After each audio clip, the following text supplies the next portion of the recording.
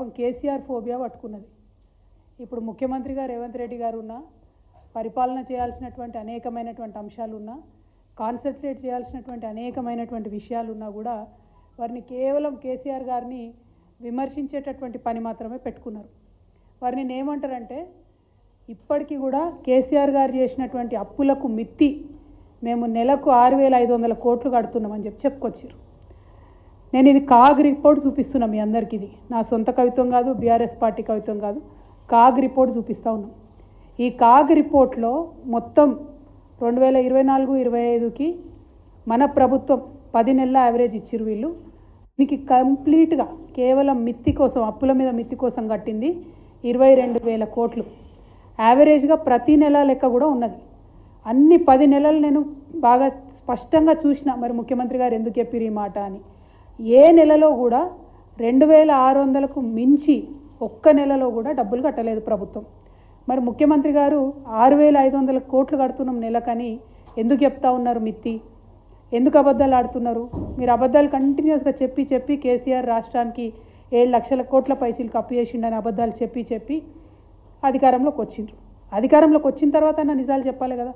ఎందుకంటే మేమందరం కూడా బీఆర్ఎస్ పార్టీ నుండి అసెంబ్లీలో, కౌన్సిల్లో మీకు నిరూపించినాం అన్ని కాగితాలు చూపించి. 4.3 లక్షల కోట్ల అప్పు ఈ రాష్ట్రానికి తీసుకొచ్చిన మాట వాస్తవం. దాంట్లో ఖర్చు ఎట్లా పెట్టినాం, ఎన్ని ప్రాజెక్టులు కట్టినాం, అన్ని అంశాలు కూడా చెప్పడం జరిగింది. అయినా కూడా పదే ముఖ్యమంత్రి గారు చెప్పిన అబద్ధాలనే చెప్తూ వాటిని నిజం చేస్తామేమో, లేకపోతే నిజం అయిపోతాయేమో అనేటటువంటి ఒక భ్రమలలో ఉన్నట్టుగా అనిపిస్తూ ఉన్నది. ఓ పక్క అప్పులు, ఇంకో పక్క ఆదాయం.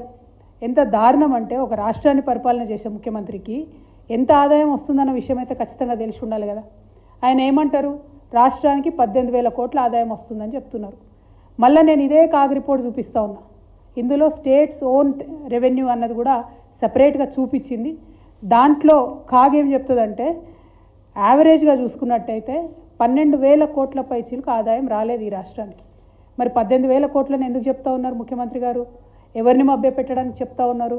ఓ పక్కనేమో ఆదాయం ఉన్నది లేనట్టుగా చెప్తున్నారు, ఇంకో పక్క అప్పులు కట్టనివి కట్టినట్టుగా చెప్తున్నారు.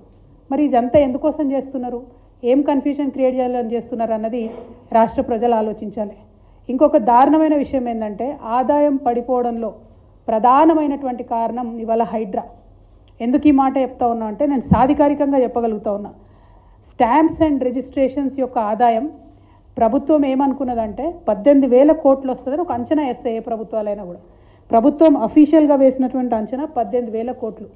కానీ వీళ్ళు హైడ్రా పేరుతోని సృష్టిస్తున్నటువంటి విధ్వంసంతో ఆ ఆదాయం పడిపోయింది. 5,800 కోట్లకు ఆదాయం పడిపోయింది. ఇది స్పష్టంగా సుస్పష్టంగా తెలుస్తుంది. అయినా కూడా అరాచకం ఆపకుండా నిన్న మొన్న కూడా మలక్పేటలో పోయి మళ్ళీ ఇండ్లు ఊలగొట్టిండ్రు. హైదరాబాద్ యొక్క బ్రాండ్ ఇమేజ్ని సర్వనాశనం చేసేటటువంటి ప్రయత్నం చేస్తుంది కాంగ్రెస్ సర్కార్, తప్పితే పెంచేటటువంటి ప్రయత్నం చేస్తలేదు. కాగ్లో ఉన్నటువంటి వాస్తవాలు ఇవి. నా స్టోరీస్ కాదు, నా కథలు కాదు. కంప్లీట్గా ఆదాయం పడిపోయినటువంటి పరిస్థితి ఉన్నది స్టాంప్స్ అండ్ రిజిస్ట్రేషన్. మరి ఇవన్నీ ఒక పక్కన ఉంటే ముఖ్యమంత్రి గారు ఏం మాట్లాడతారు? ఏం మాట్లాడింది అసలు? ప్రధానమంత్రి గారిని కలిసి కొత్త విషయం ఏమైనా చెప్పిరా? కొత్త ప్రాజెక్ట్ ఏదైనా డబ్బులు ఇవ్వమని అడిగినరా? మొన్న పోయినప్పుడు ఏవైతే ఇచ్చిండ్రో మళ్ళీ అవే రిప్రజెంటేషన్స్ నిన్న కూడా ఇచ్చిండ్రు.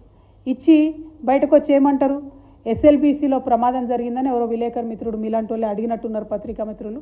ఆయన ఏమంటాడు, ఎస్ఎల్బీసీ విషయంలో అసలు బీఆర్ఎస్ హయాంలో పనే జరగలేదు, కంప్లీట్గా మేమే చేసినాం కాంగ్రెస్ వచ్చినాక అని చెప్తారు. ఇది నిజంగా పచ్చి అబద్ధం. ఎస్ఎల్బీసీ విషయంలో కేసీఆర్ గారి యొక్క విశాల హృదయం ఏంది తెలవాలి అంటే ఎస్ఎల్బీసీ ప్రాజెక్ట్ విషయంలోనే తెలుస్తుంది.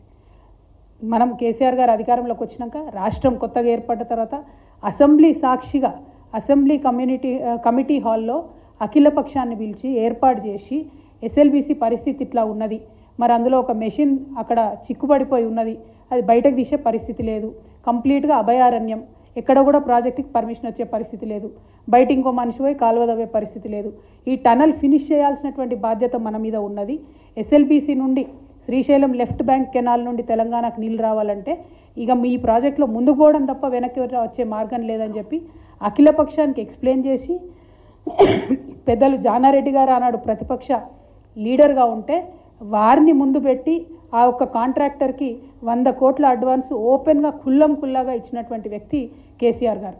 ఆ తర్వాత కరోనా వచ్చింది. కరోనా తర్వాత ఆ కాంట్రాక్టర్ మళ్ళీ ఇబ్బంది పడి మేము పనులు చేయలేం సార్, పనులు ఆగిపోతున్నాయంటే మళ్ళీ 100 కోట్ల ఆ కాంట్రాక్టర్కి మళ్ళీ అఖిలపక్షం సాక్షిగా ఇచ్చారు. ఎక్కడా కూడా దాచుకున్నది లేదు, ఇందులో ఏం చేసింది లేదు. కేసీఆర్ గారి హయాంలో